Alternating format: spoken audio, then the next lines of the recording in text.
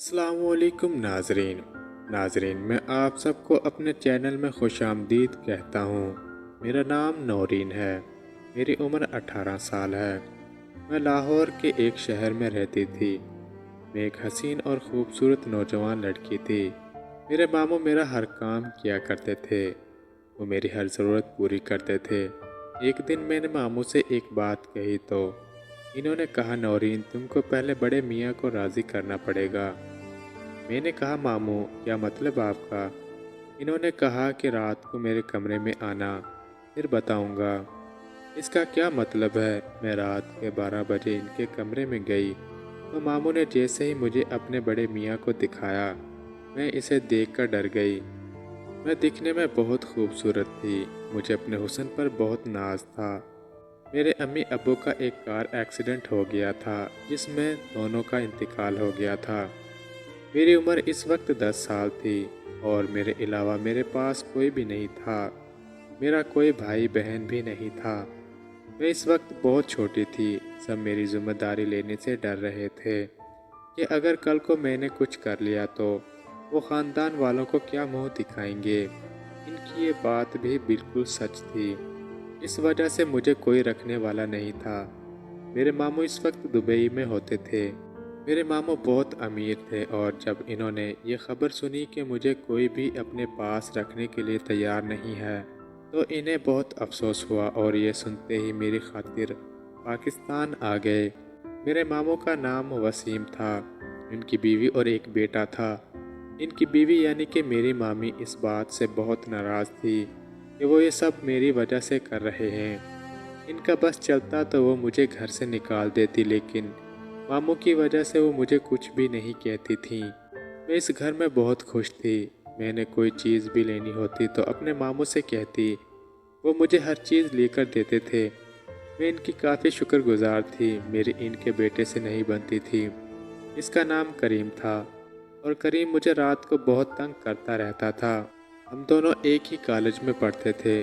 करीम मेरी मजबूरी का फ़ायदा उठाता था और मुझे इस्तेमाल करना चाहता था, लेकिन मैं इसकी बातों में नहीं आती थी।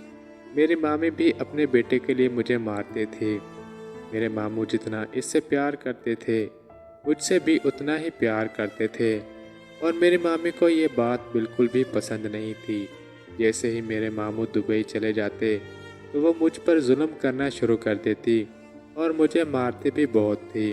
और जैसे ही मामू घर वापस आते तो वो बिल्कुल नॉर्मल हो जाती थी। मेरे मामू मुझे देखकर समझ नहीं पाते थे क्योंकि मेरी मामी ने मना किया हुआ था कि अगर मैंने मामू के सामने अपना मुंह खोला तो वो मुझे और मारेंगी। इस वजह से मैं अपने मामू के सामने बिल्कुल अच्छे से रहती थी, जैसे मुझे कुछ हुआ भी ना हो। कुछ दिन ऐसे ही चलता रहा और मैं इस जुल्म से तंग आ गई थी और मैंने फैसला कर लिया था कि अब मुझे अपने मामू को बताना होगा। एक दिन मैंने अपने मामू को सब कुछ बता दिया। मामी मुझ पर आपके जाने के बाद जुल्म करती हैं और आपका बेटा अपनी प्यास बुझाने की कोशिश करता है। तो वो ये सब सुनकर हैरान हो गए थे। मेरी मामी ने जब ये देखा कि मेरे मामू इन पर मेरी वजह से डांट रहे हैं तो वो घर छोड़कर मेके चली गई और साथ अपने बेटे को भी ले गई। अब घर में मेरे मामू और मैं ही थे। मैं बहुत परेशान हो गई थी कि मामी मेरी वजह से चली गई है। मुझे काफ़ी दुख हुआ था और मैं रोने लगी। फिर मामू ने मुझे चुप करवाया कि मेरे लिए वो कुछ भी कर सकते हैं। अब मैं अपने मामू का बहुत ख्याल करती थी और इनको खाना भी देना मेरी जिम्मेदारी भी। मुझसे जो भी हो सकता था मैं वो करने की कोशिश करती थी। मेरे मामू भी बहुत खुश होते थे और कहते थे कि अगर मैं इस तरह काम करती रही तो इन्हें अपनी बीवी की ज़रूरत नहीं पड़ेगी। एक दिन मैं अपने रूम में थी और बहुत खुश भी थी क्योंकि मेरे मामू रूम में बहुत कम ही आते थे। लेकिन एक दिन मामू अचानक से मेरे रूम में आ गए और मुझे देखकर इनकी आंखें चमक गई थी।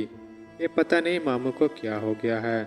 फिर क्या मैंने हिम्मत से काम लिया और मामू से पूछा क्या हुआ है। तो वो कहने लगे कि वो गोश्त लाए हैं, इसलिए मुझे खाने के लिए बुलाने आए थे। मैं भी इनकी बात मान गई और बाहर आ गई थी। मेरे मामू कहने लगे कि कुछ नहीं होता, तुम मेरी बेटियों की तरह हो इसलिए तुम परेशान ना हो।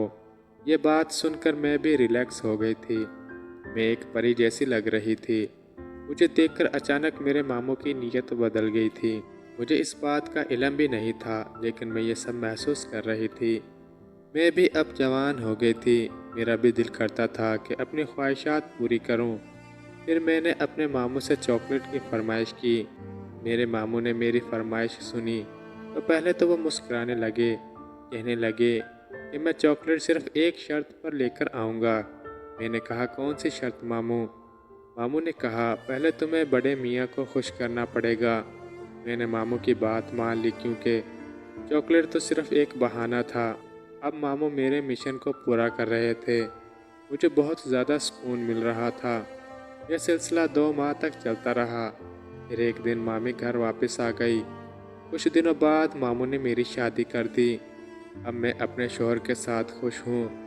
हाँ तो दोस्तों, कैसी लगी मेरी आज की कहानी? कहानी अच्छी लगी है तो मेरे चैनल को लाइक, शेयर और सब्सक्राइब कर दें। शुक्रिया।